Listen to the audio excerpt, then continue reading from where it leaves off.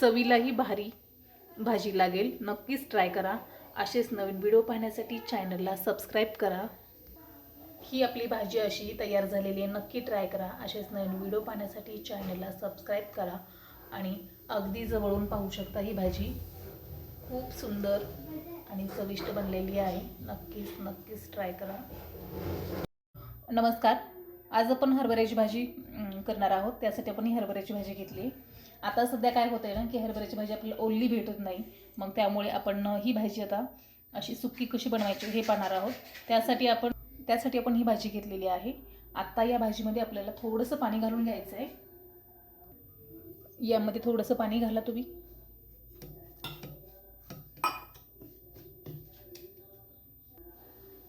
यामध्ये आपण पाणी घालून घेतलेलं आहे आणि पाहू शकता असं पाणी घातल्याच्या नंतर याचा कलरही असा चेंज होत आहे आणि पूर्ण असा हिरवा रंग याचा येत आहे। हे असं आपलं पूर्ण मिक्स करून झालेलं आहे।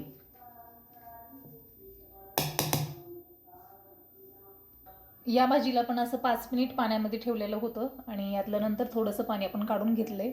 अगदी ही भाजी आपण अशी सुटसुटीत करून घेतलेली आहे। आत्ता यामध्ये आपल्याला थोडंसं मीठ घालायचं आहे, तेही चवीनुसार।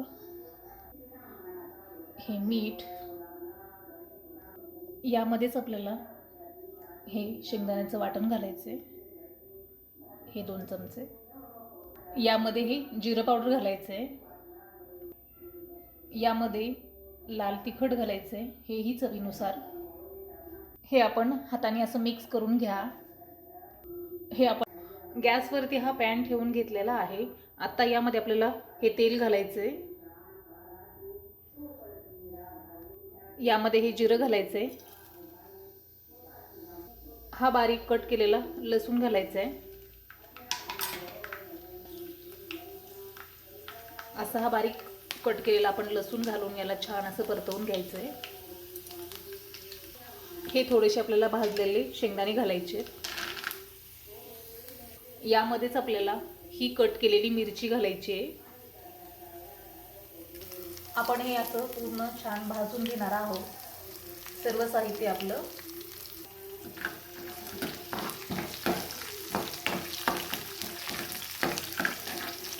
त्यानंतर आपल्याला ही हरभऱ्याची भाजी आपण अशी भिजवून घेतलेली ही घालूयात। तुम्हाला हवी तेवढी करू शकता आणि नंतर ही आपल्याला फ्रीजला स्टोर करून मग ठेवू शकता आपण, किंवा आपल्याला थोडीशी केल्याच्या नंतर आणखीन वेळाने जर करायची असेल तर यामधली थोडीशी ठेवली तरी चालेल। अगदी ही छान राहते।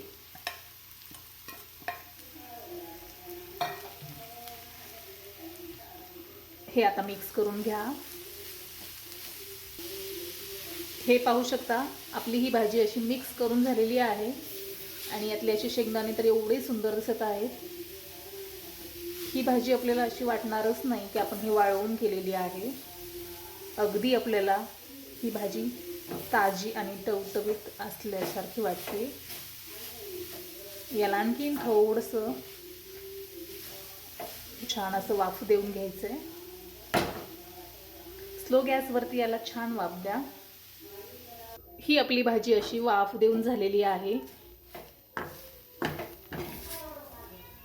हे बघा, ही पाहू शकता अगदी याचा नॅचरल फ्लेवर आणि नॅचरल कलरही आलेला आहे। जर तुम्हाला सध्या वाळवलेली भाजी तुमच्याकडे स्टोर करून ठेवलेली असेल तर नक्कीच तुम्ही अशा पद्धतीची भाजी बनवून पहा। खूप टेस्टी आणि खूप अशी चवीलाही भारी भाजी लागेल। नक्कीच ट्राय करा। असेच नवीन व्हिडिओ पाहण्यासाठी चॅनलला सबस्क्राईब करा।